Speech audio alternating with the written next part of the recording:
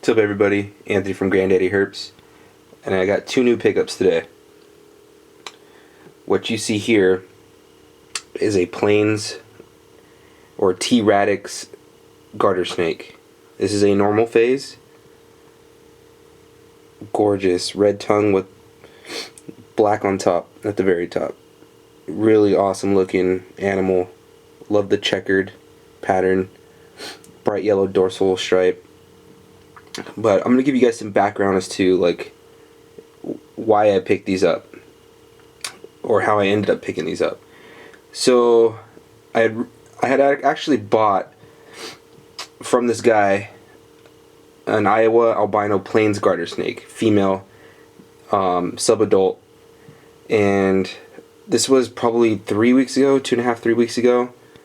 And you know, he didn't want to ship her because, and he's a well-respected breeder, and still is a well-respected breeder after, you know, this transaction. But so I bought her, and he didn't want to ship her because conditions were just way too cold, you know, with all the snow that everyone's been having over on the East Coast. Completely understandable.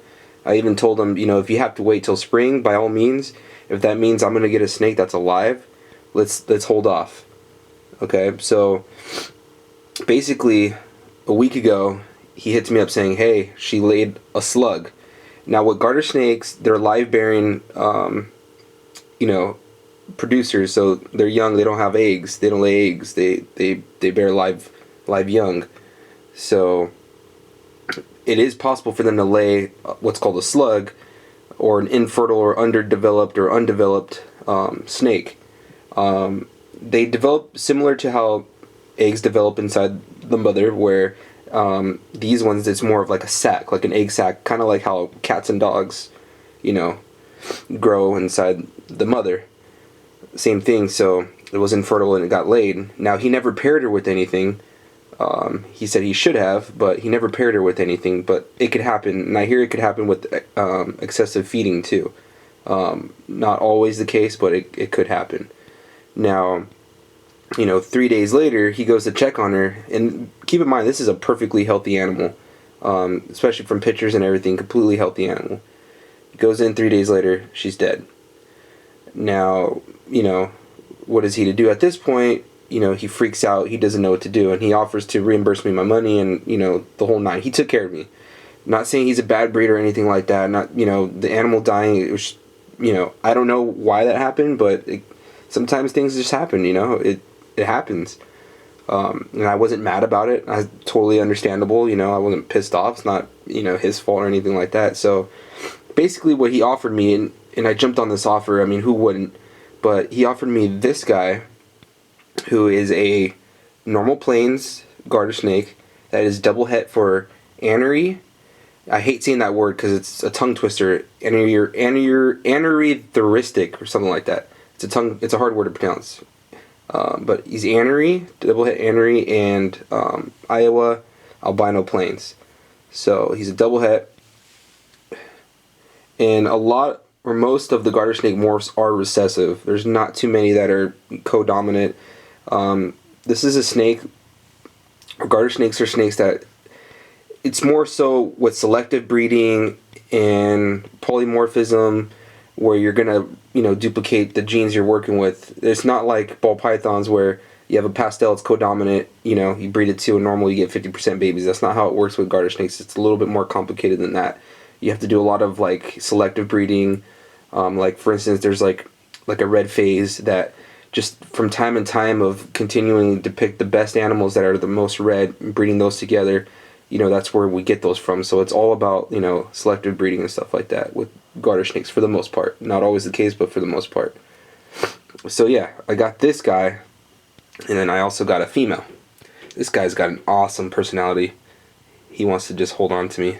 Whereas my checkered garters, which are a completely different locality than these guys, they don't like to be held. But this is the female, and these guys are subadults. You can see the size. If I put these next to my albinos, my checkered garters, you would definitely see a huge size difference. But he gave me this pair, and she's double het for the same thing. Anery and albino together make what's called a snow. So these guys are het for snow. and these were his holdbacks. So these were handpicked for their lightness. I mean, the boy is even more lighter, but for their lightness. Let's see if I can get you guys a headshot of her. They look so cool, their heads. They look like pure evil. Let's see if I can get her head. Super cool. It's awesome because I could feed her a small mouse. Okay, let me put the boy away. He's so bright. Gorgeous.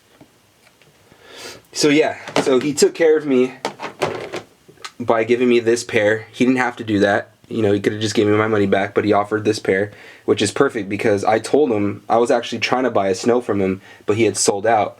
And so with this pair, I could produce my own snows, and I can also produce the albinos, which I was originally trying to get.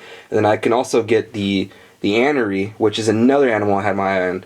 Anery just basically, what anery means, or anerythristic, or whatever, however you pronounce that hard tongue twister, basically means lacking red pigment. So the aneries come out looking pretty, almost solid black with the dorsal stripe. They look really neat. And so this basically is giving me a head start into a great project. And these were hand-picked. So these are the best of the litter he had. Sorry, girl. And not only that, he's also got a high red albino that he bred, and he's basically going to give me 2 for the price of 1 on that also. So he definitely went above and beyond in taking care of me. But off to the quarantining now. I got these from Tommy T. Radix. You can find him on Facebook. Or Thomas Hamilton is his actual name, but he goes by Tommy T. Radix because he specializes in T. Radix.